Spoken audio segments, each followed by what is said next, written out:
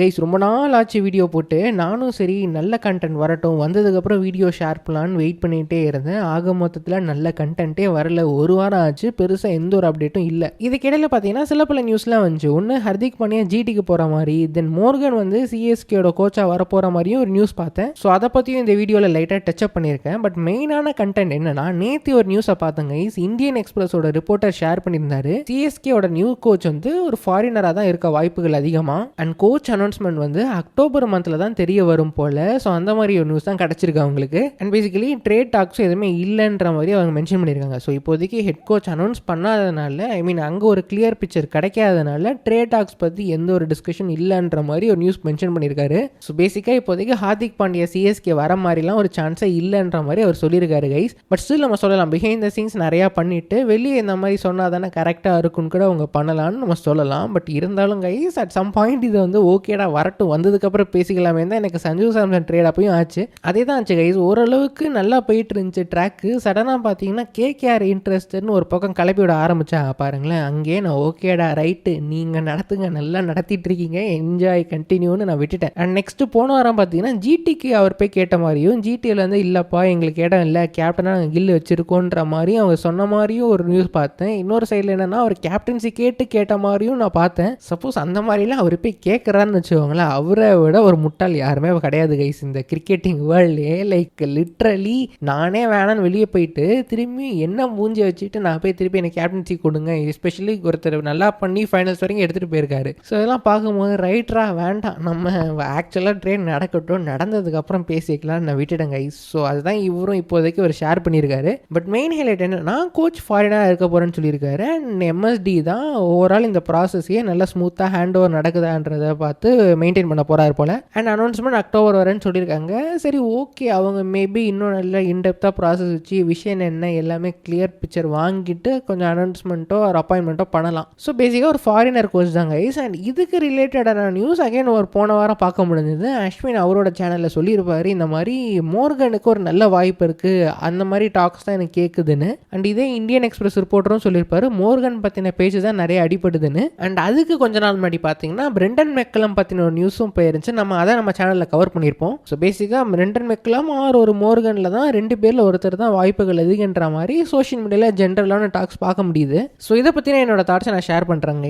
பேசிக்காக எனக்கு Brendan McCullum நினச்சாலே ஒரு வன்மம் இருக்குது. ரெய்னா அவரை நோட் பண்ணதுலேருந்து எனக்கு அவர் மேலே ஒரு சின்ன வன்மம் எப்பயுமே இருக்கும். அந்த ஒரு சின்ன வன்மம் எனக்கு இருந்திருக்கு. பட் ஸ்டில் இன்டர்நேஷனல் கிரிக்கெட்டில் அவரோட கேம் பார்க்கும்போது அது பார்க்க நல்லா இருக்கும். ஃபார் எக்ஸாம்பிள் வேர்ல்ட் கப்பில் நியூசிலாண்டில் நடக்கிற மேட்சஸ்லாம் வச்சு பொலன்னு பொழப்பாரு பவர் பிளேலேயே. கிட்டத்தட்ட அங்கேயே கேம் முடிஞ்சிடும். ஸோ அந்த அளவுக்கு ஒரு இன்டென்ட்டை காட்டி வேர்ல்ட் கப் மேட்சஸ்லாம் நிறைய மேட்சை டேர்ன் பண்ணி கொடுத்துருக்காரு. இன் ஜென்ரல் அந்த பீரியடில் அவர் சூப்பராக ஆடிட்டு இருந்தார். தென் அதுக்கப்புறம் ரிட்டர்ன் ஆனதுக்கப்புறம் இங்கிலாண்டோட கோச்சாக போனார். தென் இங்கிலாண்டோட ஓவரால் அந்த பர்சனாக அவங்க பண்ணுற ஆக்டிவிட்டீஸ் அதெல்லாம் பார்க்க எனக்கு சுத்தமாக பிடிக்கல. ஒரு தெனாவட்டம் ஆடுற மாதிரி ஒரு ஃபீல் கொடுக்கும். அண்ட் அவங்க தான் கெத்து, அவங்க மாதிரி ஆடாத எல்லாருமே வேஸ்ட்டு, அவங்களுக்கு தான் கிரிக்கெட்டே தெரியும், அவங்க தான் கிரிக்கெட்டை கண்டுபிடிச்சிருக்காங்க எல்லாமே சொல்லிட்டு இருப்பாங்க. ப்ளஸ் அவரோட கோச்சிங் ஸ்டைலில் நான் அவரோட டீமை பார்க்கும்போது நமக்கு டாக்டிக்கலாக என்ன பண்ணுறாருன்னு பார்க்கவே தோணாது. என்ன மடத்தனமாக பண்ணுறாங்கிறத நம்ம பின் பாயிண்ட் பண்ணி தேடிட்டு இருப்போம் எங்கே மடத்தனமாக பண்ணுறாங்கன்னு. ஏன்னா நிறையா மடத்தனமான இன்சிடென்ட்ஸ்லாம் அவரோட கோச்சிங் ஸ்டிங்கில் நடந்திருக்கு. ஸோ பேசிக்காக அந்த ஒரே ரீசனால எனக்கு பிரெண்டன் மெக்கலமை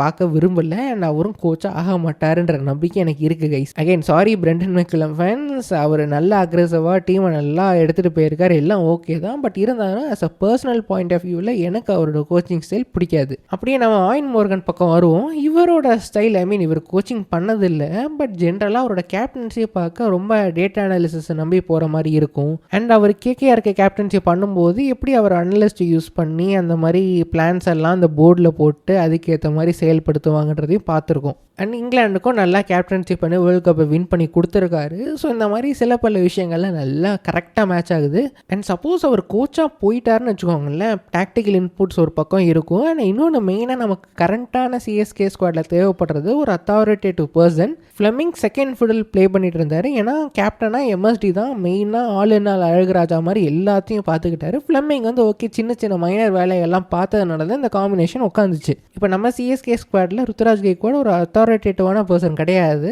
ஓரளவுக்கு கேஷுவலாக ஒரு நல்ல பையன், ஒரு எல்லார்ட்டையும் நல்லா பேசுவான், அந்த மாதிரி ஒரு டைப் தான். ஸோ இந்த மாதிரி ஆட்கள்லாம் தப்பு பண்ணும்போது அவங்களுக்கு மேலே ஒரு அத்தாரிட்டேட்டிவ் பர்சன் இருந்தால் தான் தம்பி நீ பண்ணுறதெல்லாம் தப்பு, இது தப்பு சரியில்லை, இது பிளானை மாற்று, ரூட்டை மாற்றுன்னு சொல்கிறதுக்கு ஒரு ஆள் தேவை.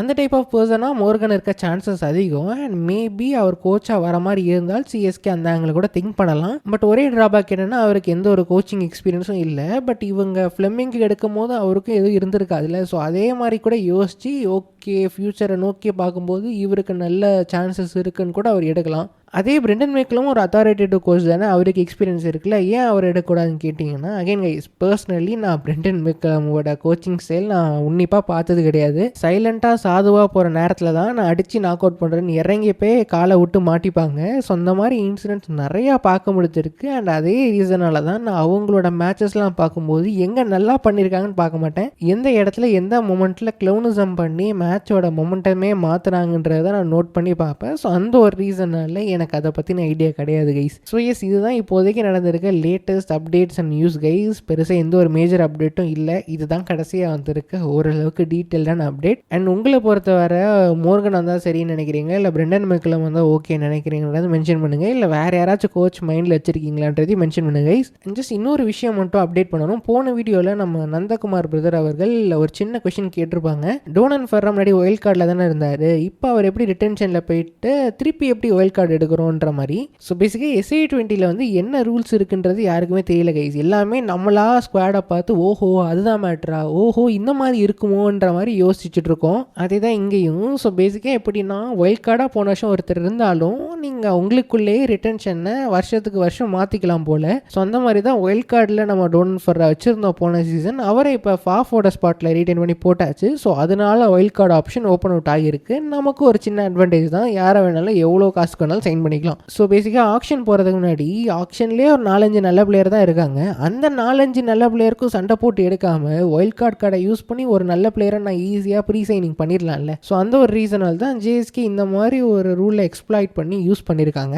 ஸோ எஸ் அவ்வளோதாங்க இந்த வாரத்துக்கான அப்டேட்ஸ். இதுக்கப்புறம் ஏதாச்சும் இன்ட்ரெஸ்டிங்காக வந்துச்சுன்னா அங்கே நான் ஷேர் பண்ணுறேங்க. So thank you so much for வாட்சிங் வீடியோ பிடிச்சா மறக்காமல் லைக் பண்ணுங்கள், சேனலுக்கு சப்ஸ்கிரைப் பண்ணுங்கள், உங்களோட ஃப்ரெண்ட்ஸ்க்கு ஷேர் பண்ணி விட்டுருங்க, ஹை பட்டனை தட்டி விட்டுருங்க. அடுத்த வீடியோவில் பார்ப்போம். தேங்க்யூ ஸோ மச் ஃபார் வாட்சிங் again. Take care, bye by.